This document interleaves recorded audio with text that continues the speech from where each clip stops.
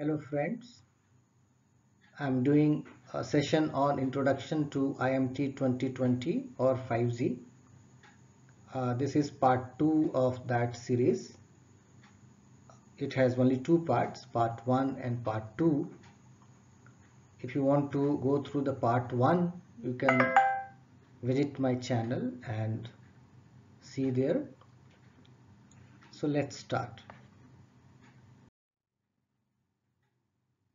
So in this part 2, I'll be covering 5G system and architecture. Then I'll be covering 5G radio access network RAN, use cases,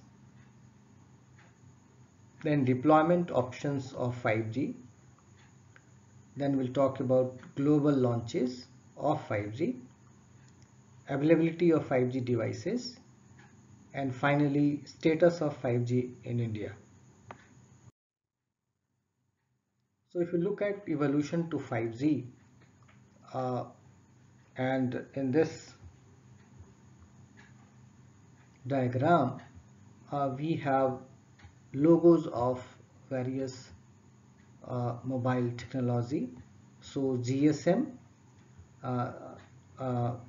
it was specification were made by ITZY, and later on 3GPP took over, and after that all the specifications of LTE, LTE Advanced, LTE Advanced Pro, and now 5G was made by 3GPP.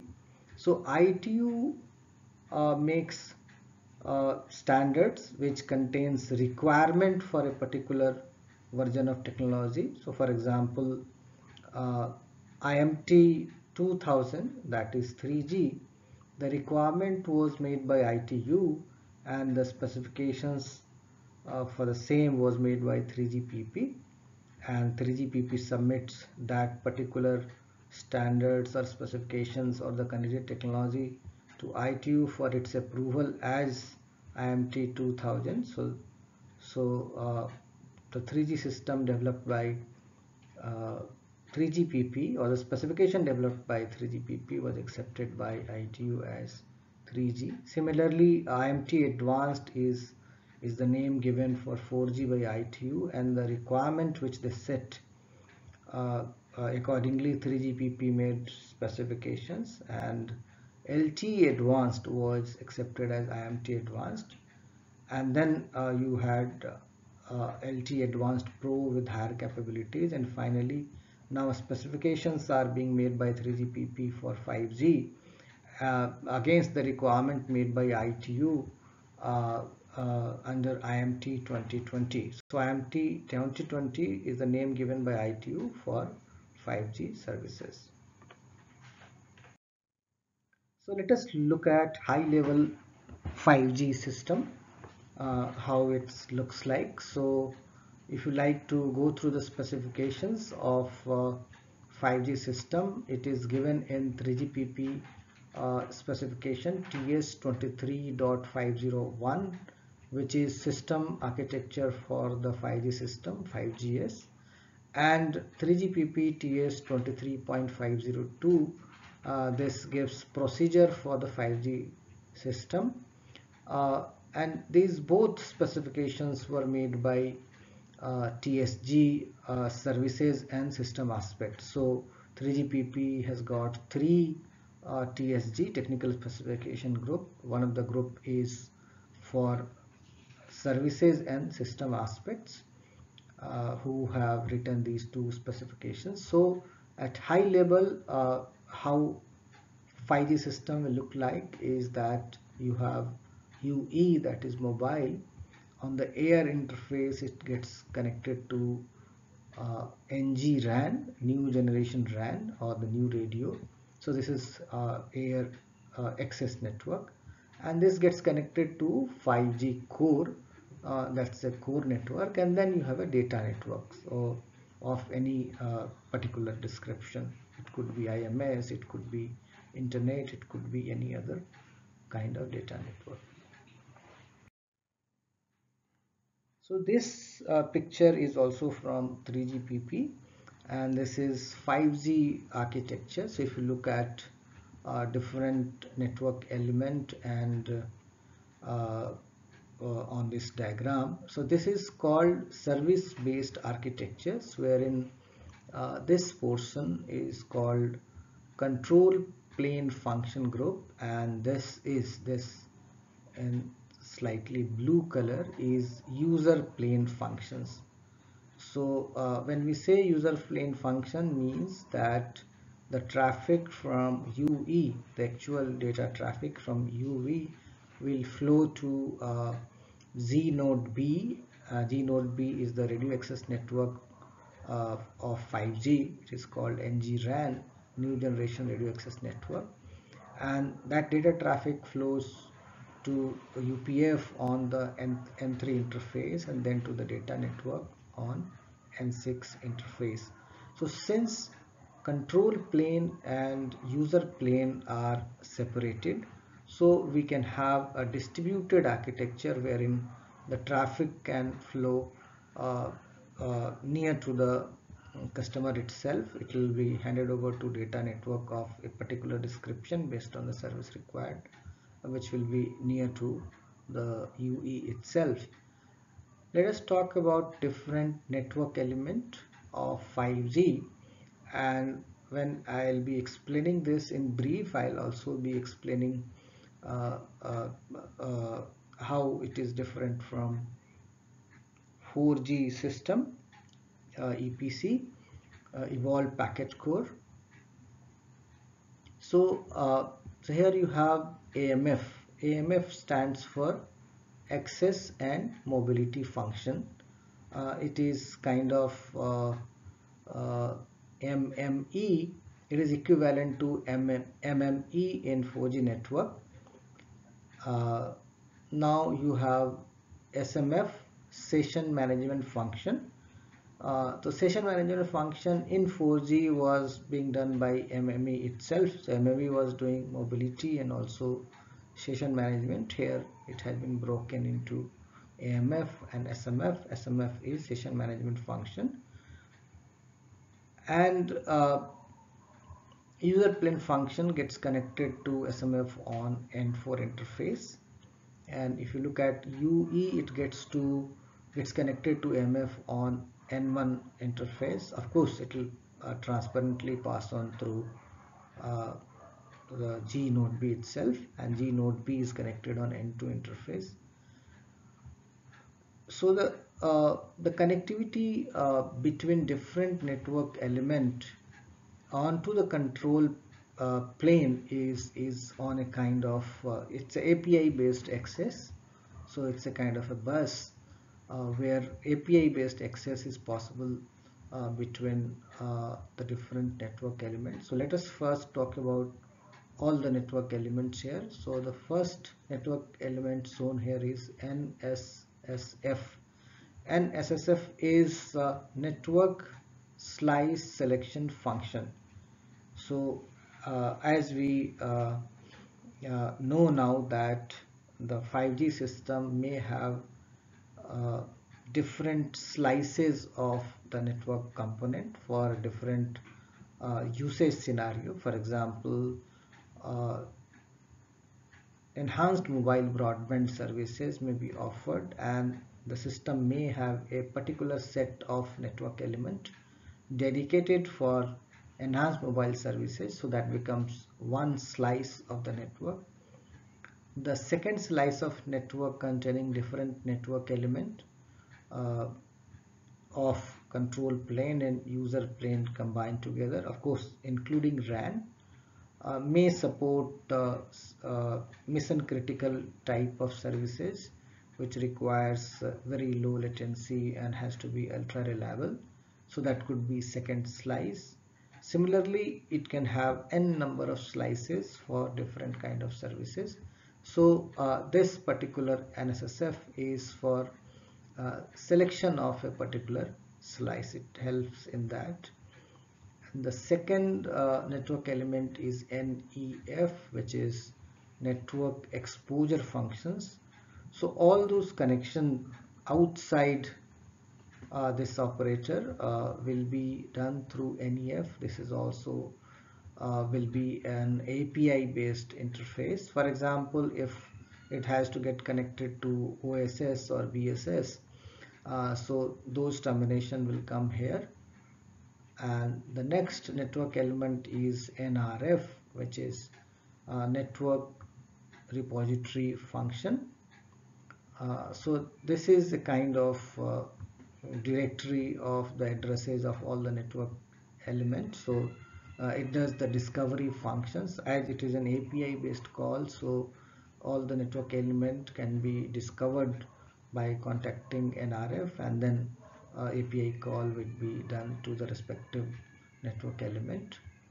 And the next element is UDM, that is Unified Data Management. So all the customer information, customer profile will be in UDM. It is just like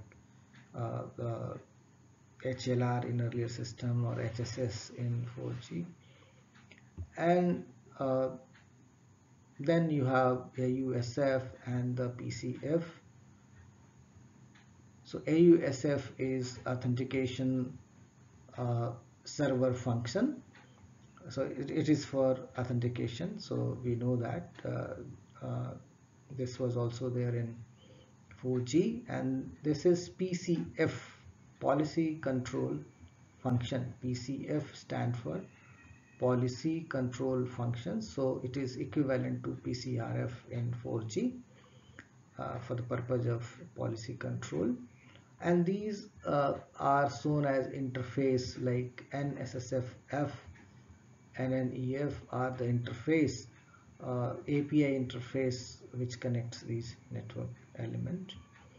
And outside this control panel is shown is AF, that is application function. It could be any applications, could be a control part of edge computing, could be a control part of IMS, and could be any other application function which will get connected. And since it is getting connected on this particular service, so it can interact with PCF and authentication function for its requirement.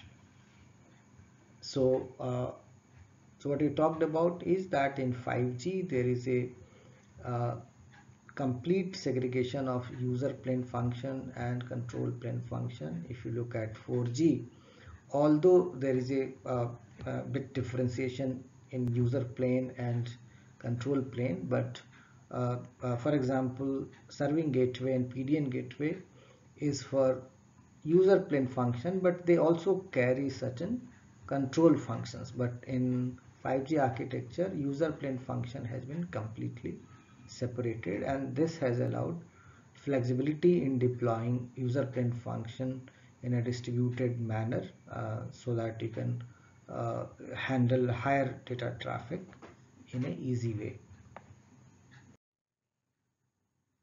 Now this is an important slide just for understanding that the 5G new radio specifications. So how to find 5G new radio specification by 3GPP.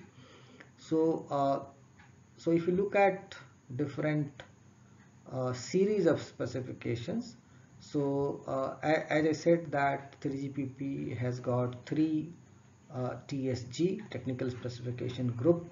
One of the group is RAN, that is radio access network group, and under that group there are various working group 1, 2, 3, 4. So the document with series 38.1XX, it gives UE/BTS requirement, and this was done by working group 4 of RAN TSG. And 38.2XX is about physical layer, and this was done by working group 1 of RAN TSG. And radio protocols are defined in 38.3XX, and architecture and interfaces are defined in 38.4XX of the specifications. And these are the working groups given from the RAN TSG. And just if you look at physical layer, if you just see what these XX are, so 38.201 is physical layer general description, 38.202 is services provided by the physical layer, and then 38.211 is physical channels and modulation, 38.212 is multiplexing and channel coding, and then 38.213 is physical layer procedures for control, and then you have 38.214 for physical layer procedures for data, and 38.215 is for physical layer measurements. So similarly, there will be a breakup of all these four series of specifications. So this was an example for 38.2 series, which is physical layer.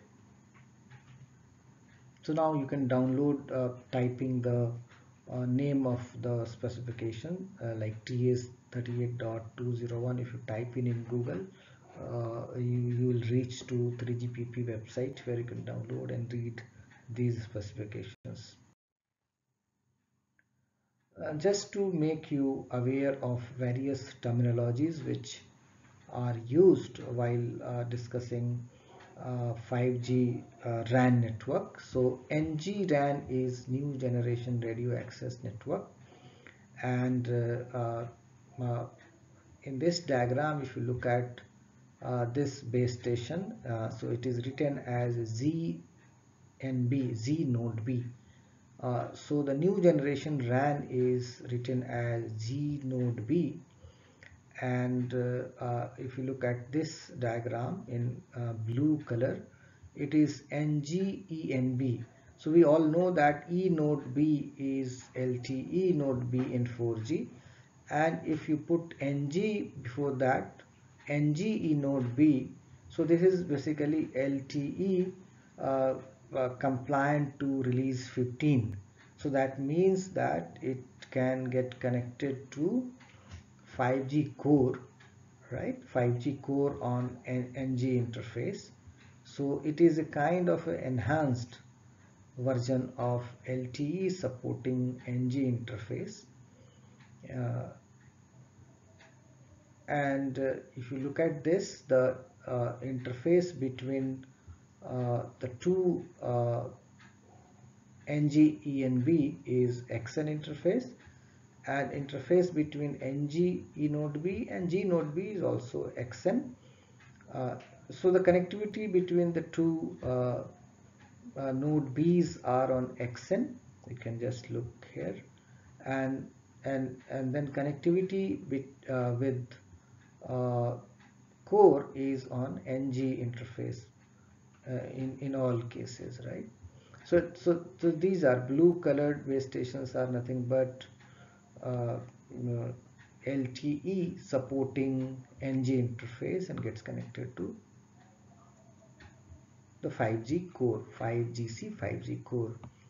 AMF, UPF, I have discussed that user plane function, and this is access and mobility function.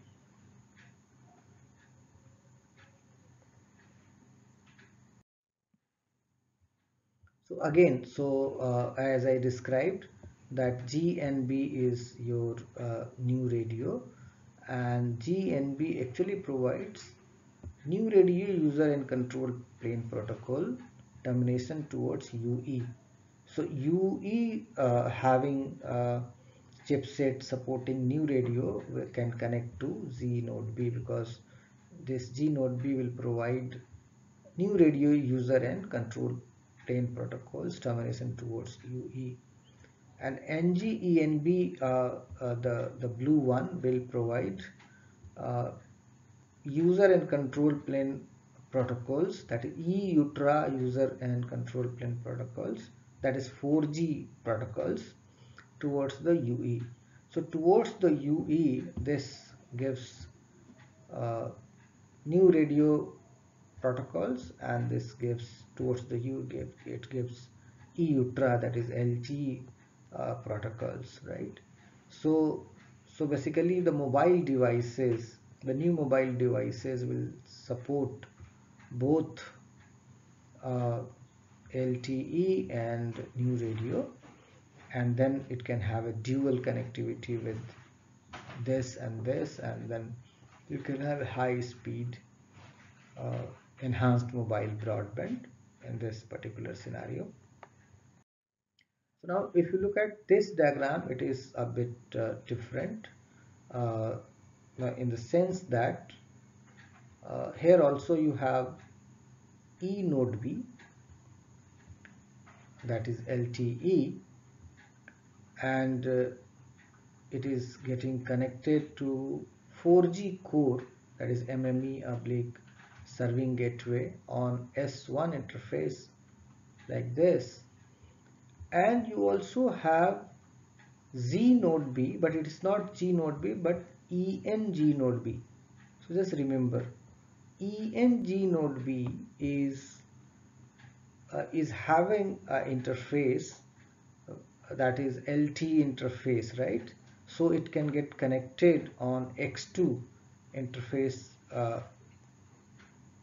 with E node B, and S1 U interface with 4G core. So basically here the G node B is kind of a secondary node, and E node B is a primary node, and so that means it is a kind of 4G network wherein 5G radio is also connected. So on the UE side, it will have uh, uh, uh, the protocol related to new radio on the UE side, and on the core side it will have protocol related to LTE or 4G.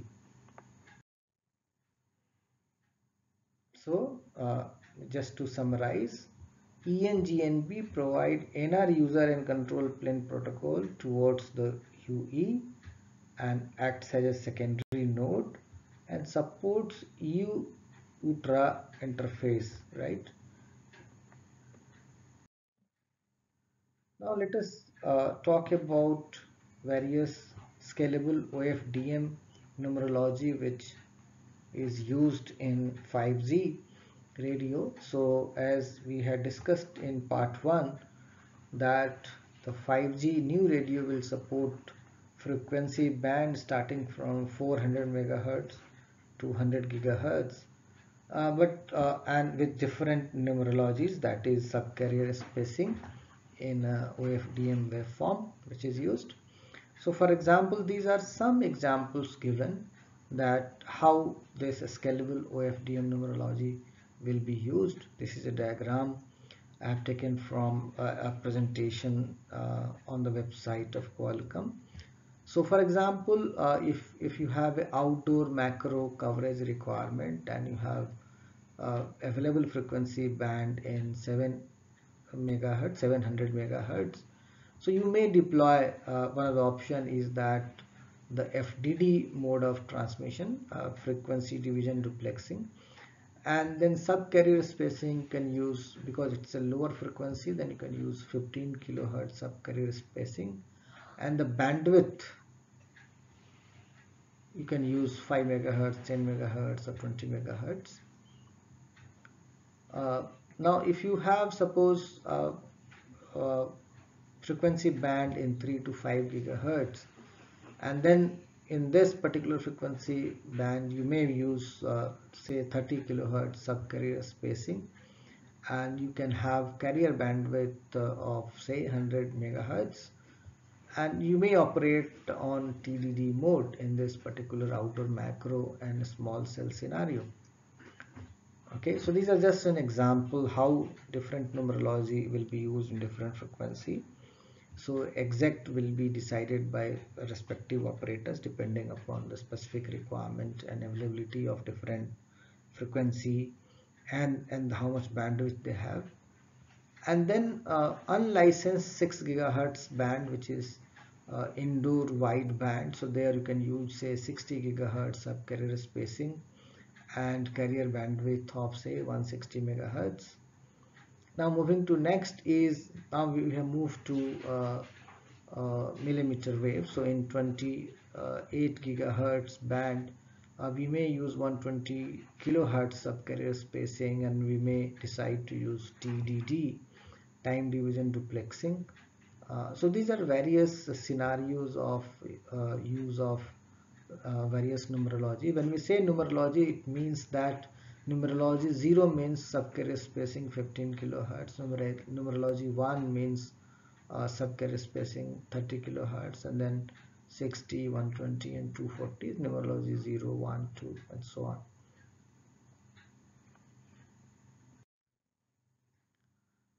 So one of the important technology which will be used in new radio is the massive MIMO.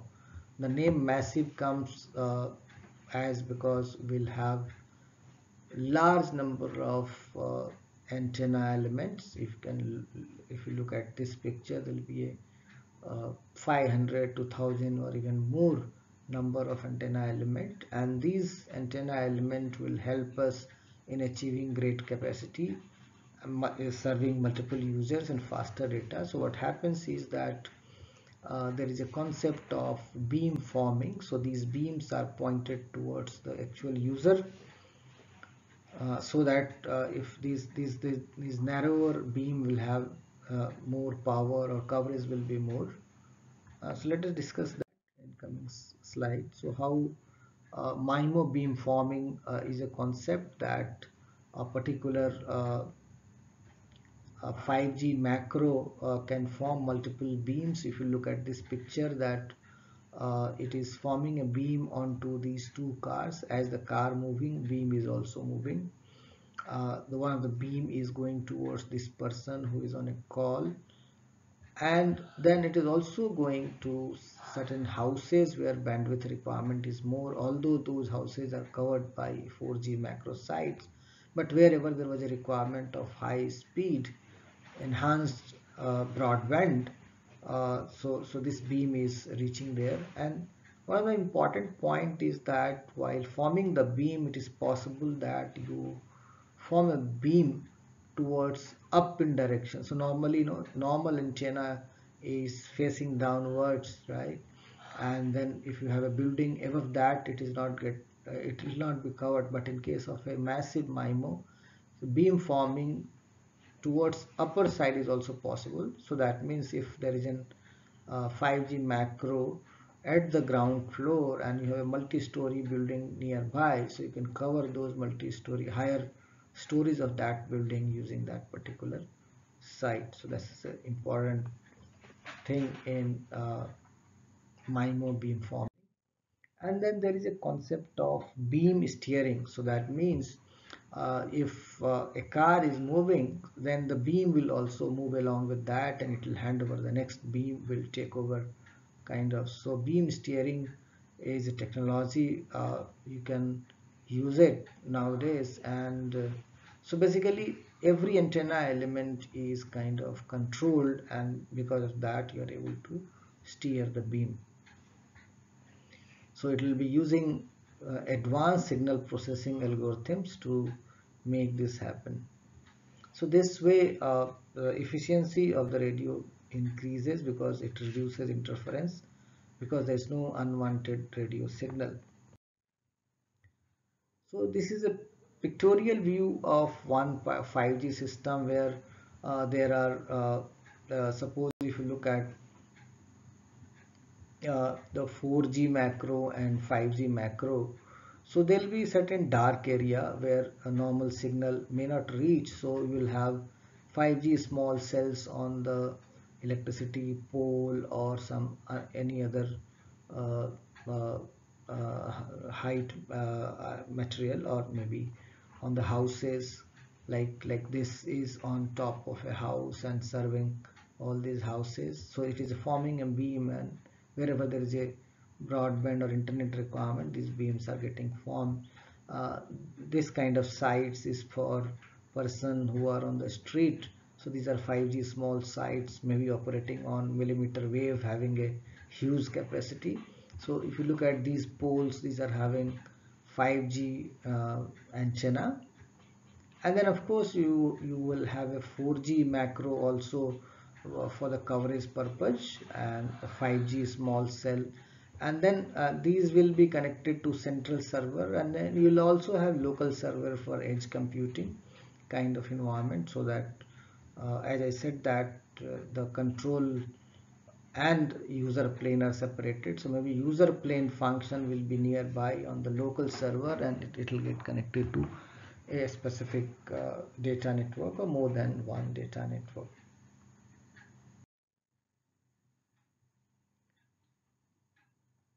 Now the next scenario is like, as I discussed earlier, that the control plane is 4G, that is you have EPC on the core side, and you also have E node B as a master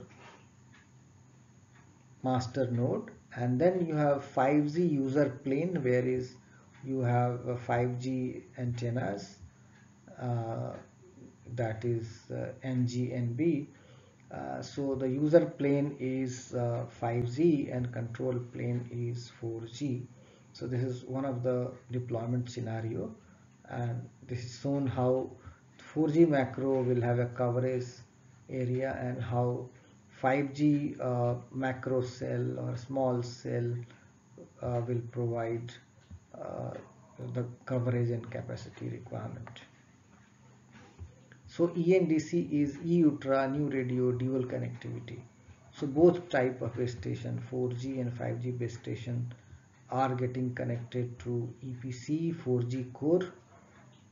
So initial deployment will be like this, wherein the 4G itself will connect 5G base stations with certain changes. Okay, now let us come to potential use cases of 5G. So we had discussed in detail in part 1 of the presentation, wherein it was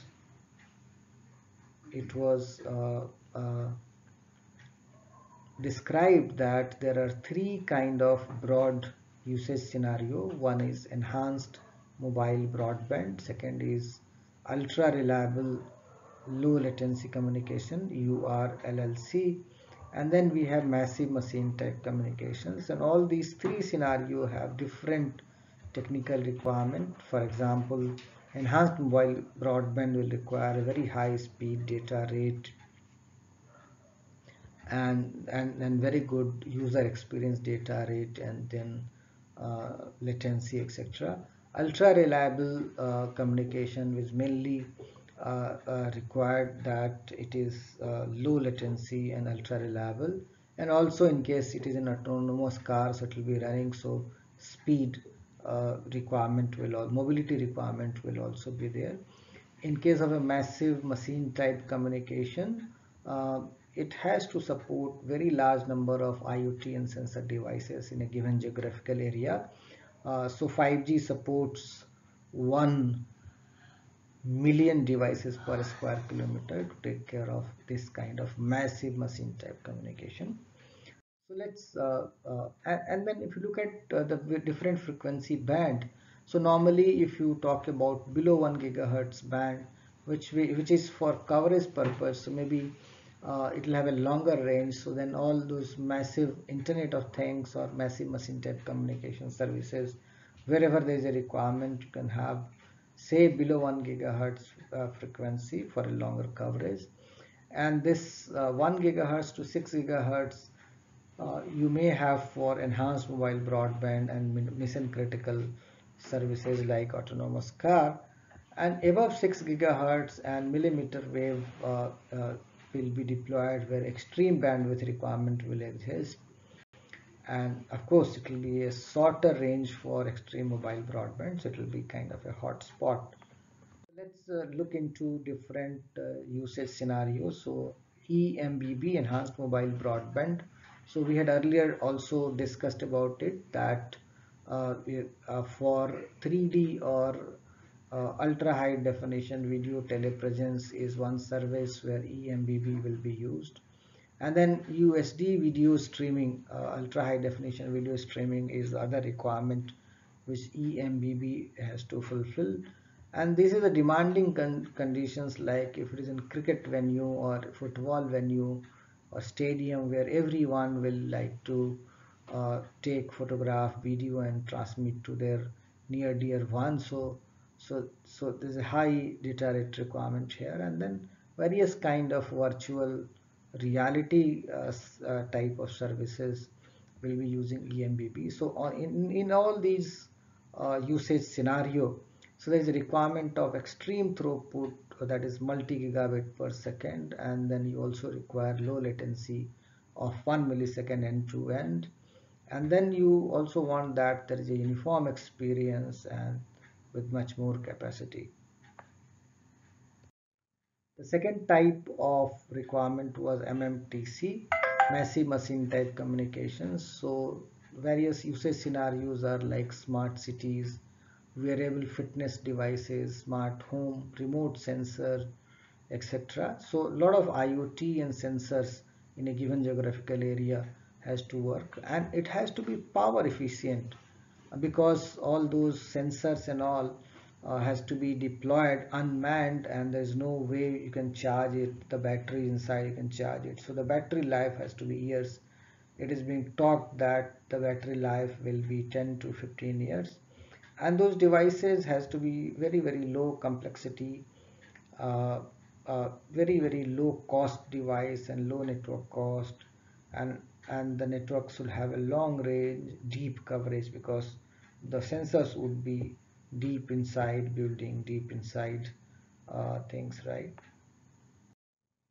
And then comes the ultra reliable low latency communications, the example of which may be autonomous car, industrial autonomous, robotics, aviation, that is a drone kind of services, unmanned drone, and then you have medical like remote surgery and all, then smart grid energy. So all these will require ultra reliable and low latency kind of services, where there has to be extremely low loss rate and latency of 1 millisecond end to end and high availability, so multiple link, so that there is a failure tolerance and there is a mobility. One of the example of 5G is connected farm, wherein with the help of the 5G network, you'll be able to track livestock. You can do some kind of access control, irrigation management, machinery tracking, livestock tracking, equipment monitoring, etc. So this is a kind of a usage scenario of 5G for connected farm in a different pictorial representation. So smart farming, so soil and crop monitoring can be done, precision farming can be done. So 5G will help in all these things: smart irrigation and climate change alignment, livestock monitoring, agricultural drones, etc. Okay, now let us discuss about various 5G deployment options. Now that the OEMs have started making uh, devices or the network element related to 5G, so how those deployment will happen is a question. And then 3GPP has given various options of deployment: option 1, option 2, option 3, 4, 5 and 7. So let us discuss about that. So if you look at this particular chart, uh, uh, so the first option, the option 1, is an option wherein it is nothing but LTE network. uh, that is the core, you have EPC, Evolved Packet Core. On the radio access technology you have LTE, and this was defined in release 8 onwards. So this is option 1, is nothing but a 4G network having EPC core and LTE as a radio access technology. But if you add new radio in this option 1 itself, so just add new radio, 5G radio, 5G new radio in option 1, it becomes option 3. So what happens is the core is EPC and LT becomes master RAT, that is radio access technology, and the NR becomes secondary RAT, and this is called E-UTRA, New Radio Dual Connectivity, ENDC. Please remember this. This is called ENDC. E stands for E-UTRA, that is LTE, and N stands for New Radio, that is 5G radio, and DC stands for Dual Connectivity. And this was defined in release 15, first drop, early drop in December 2017. So this was the first release of 5G, drop 1 release 15. So wherein they came out with a provision wherein in existing LTE a new radio can be connected as a secondary RAT, and with this a high data rate can be achieved. So operators may be having 4G network already existing, so they can, with some of course upgradation, that 4G network must support release 15, and then you can connect an NR into that LTE network. Now let's move to option 2. Option 2 is nothing but pure 5G, where you have 5G core, okay, and then master RAT is your NR. So this is the only radio you have, NR, right?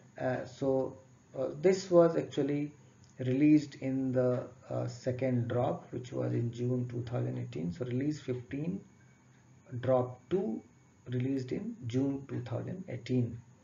So this is nothing but standalone 5G network. So now in this standalone, if you just add LTE, that is you have 5G core and 5G radio, and you are adding LTE. So if you add LTE, it becomes option 4. So in option 4, NR becomes master RAT and LTE becomes secondary RAT. And this LTE is written as ELTE, all because it has to support the XN interface of 5G, so that it is called ELT. So that means the LT compliant to release 15, that will be called ELT, and that becomes part of the 5G. And this is in 3GPP terms, this is called NEDC. So N is new radio, E is E-UTRA, and DC is dual connectivity. So option 4 is nothing but, in option 2, if you add LTE as a secondary RAT, it becomes option 4. Now what is option 5? So option 5 was again in June drop or drop 2 itself. So here you have 5G core, core network is 5G core, but master RAT is ELT, and it is the only radio. So there is no new radio or anything. So that means what happens is that an operator who is running LTE network, it just replaces the core with 5G core and connect all its existing radio, LTE radio, with certain enhancement, making release 15 compliant, so it becomes ELT, and then it connects to 5G core. So this option is called option 5. And there is an option 7, which is 5G core is the core network and master RAT is ELT, and you connect NR. So in option 5, if you just connect new radio as secondary RAT, it becomes option 7. So the 3GPP term is NGENDC. So NGE is nothing but ELTE, so new generation E-UTRA, or N here is the new radio, which is secondary RAT, and DC is dual connectivity. And this was part of March 19 release, that is the final drop. So it has got 6 options, option 1, 3, 2, 4, 5, 6. So let us look at this in a pictorial way to make it clear. So in this particular diagram, how to understand this diagram, I'll just tell you that whatever you see blue, consider that as 4G, or uh, these elements are coming from the 4G, and the elements which are shown in red are coming from 5G. So let us and then this is EPC. Here whatever core will be there, EPC in this particular column, and in these two columns it is 5G core, right? So for the numbering purpose, this is option 1, this is option 2, this is option 3, this is option 4, this is option 5, and this is option 7. There is no option 6. So again, 1, 2, 3, 4, 5, 7. So what is option 1? As I said, if you go up, the core is EPC and radio is E node B. So it is just a 4G network. That is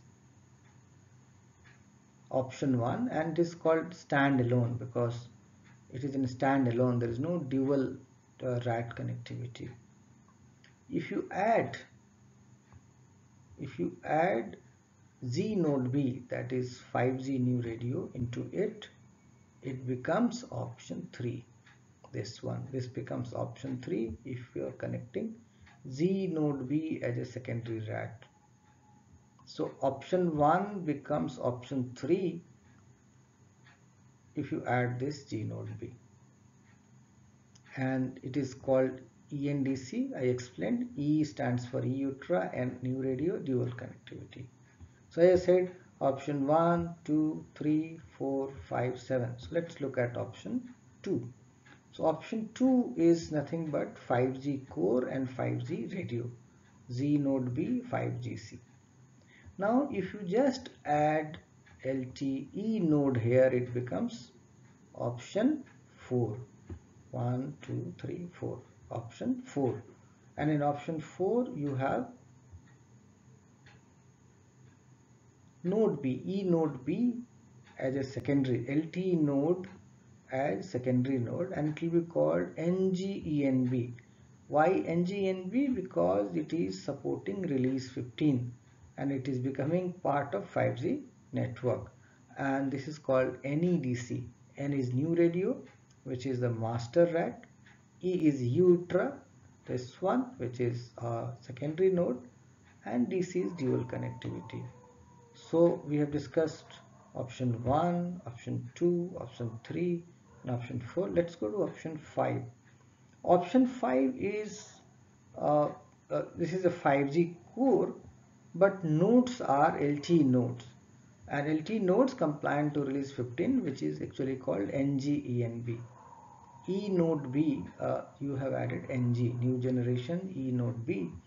So that is kind of LTE connected to 5G core. So this is option 5. Now let's move to the last option. This is option 7. In option 7, what it is? So you have, say, option 5, right? And if you just add G node B here as a secondary RAT, it becomes option 7. So all the options which we saw on the row 1 are standalone. So standalone means there is no dual connectivity, so only one type of RAT. And all the options we discussed in row 2 are dual connectivity. So you have both two kind of RATs in all these cases.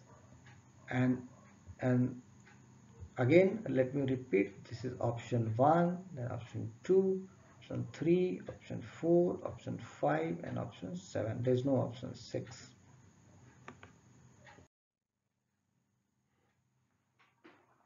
So again, just to make it clear, option 1 is nothing but LTE network,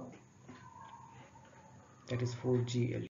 Option 2 is nothing but 5G network, completely greenfield 5G rollout for all kind of services.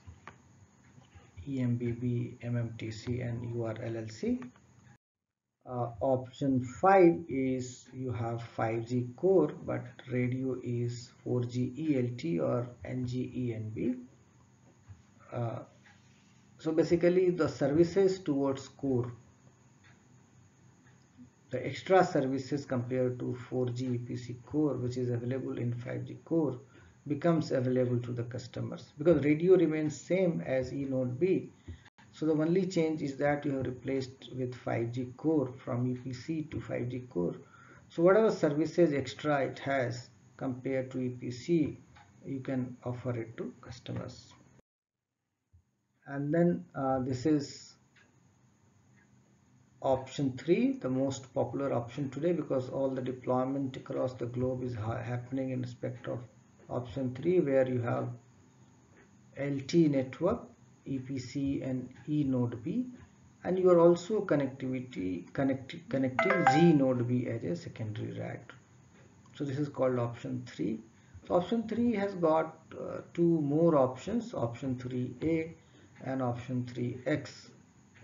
So in case of the 3A, Z node B will have S1 user interface directly with EPC. In that case there will not be X2 interface. And option 3X is combination of the two options, right? So it will have S1U interface as well as X2 interface. So this is option 7, where you have 5G core and NG-ENB as master node and G node B as a secondary node. So this was option 5, and when I'm adding Z node B, it's becoming option 7. So this has also got option 7A, so where there will be no XN interface, right, and it will be NG-U interface here. And option 7X is the combination that it will have this interface and this interface together. Now let us discuss about option 4.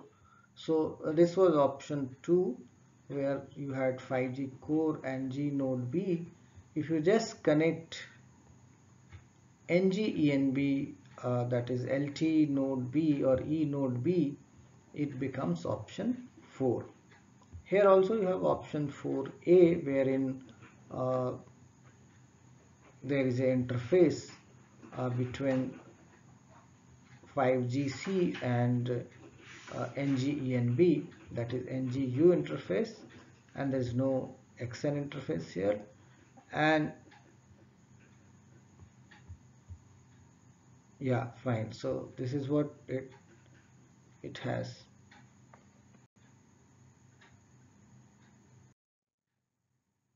Okay, so this is summary again. So I think I have explained twice, so no need to repeat.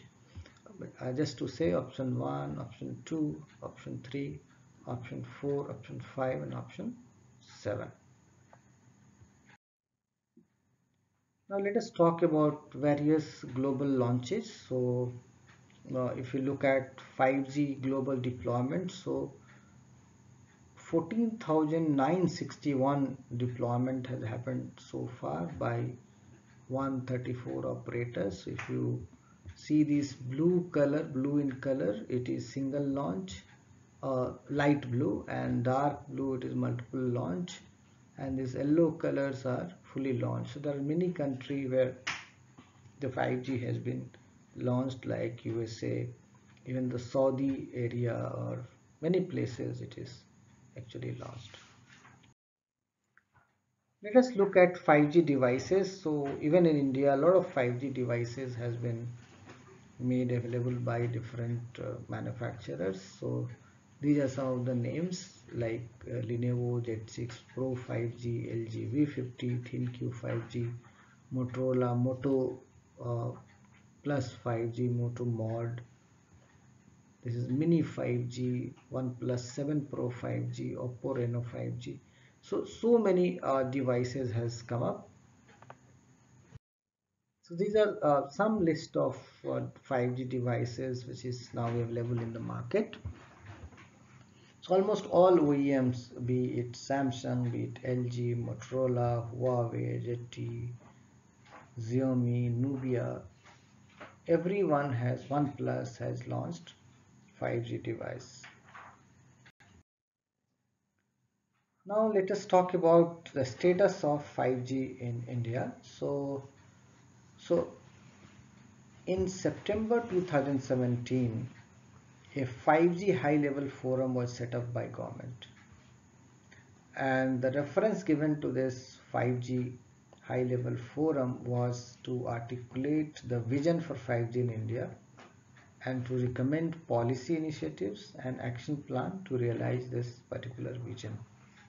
So this HLF 5G HLF high-level forum actually gave its report in August 18, and the title of that report was Making India 5G Ready, and it has suggested various measures in the area of spectrum policy, regulatory policy, education and awareness promotion program, application and use cases, etc., development of application earlier standards, major trials and technology demonstration, and participation in international standards. So the report contains aspects related to all this. Parallelly, government has launched a program titled Building an End-to-End 5G Testbed 4 to advance innovation and research in 5G area. So, in addition, Ericsson has installed the first public access 5G testbed in IIT Delhi at IIT Delhi in July 18 itself, and it will be used or being used for developing applications in the broadband and low latency areas. The other development is that Department of Telecommunications and TSDSI, that is Telecommunications Standard Development Society, that is Standard Developing Organization, SDO, and of course in collaboration with IIT. So they were successful in getting the low mobility large cell LMDC use case accepted in the ITU as part of IMT 2020 requirement.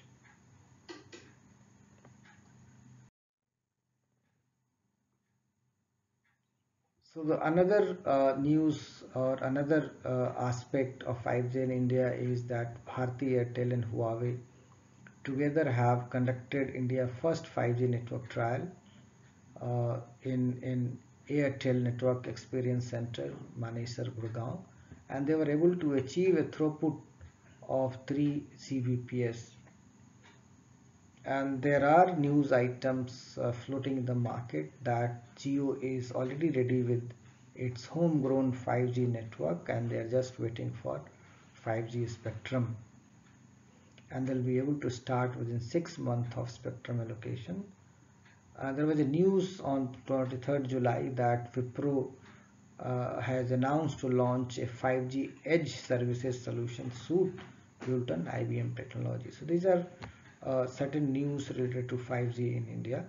So with this, I'm closing my presentation, and to just summarize, we discussed about 5G architecture, 5G system and 5G architecture. We discussed 5G radio access network, various use cases, and most important, we saw various deployment options, global launches we talked about, and 5G devices, availability of 5G devices, and we also talked about status of 5G in India. So thank you very much. Before I sign off, let me tell you that uh, this is part 2 of the video. If you want to see part 1, you can just subscribe to my channel and see that video. And the next video which will be coming on 5G will be 5G radio air interface, and this will also be in 2 parts, part 1 and part 2. So please subscribe to my channel so that whenever I upload a new video, you get a notification and you can see that. Please do subscribe and share with your friends. Thank you.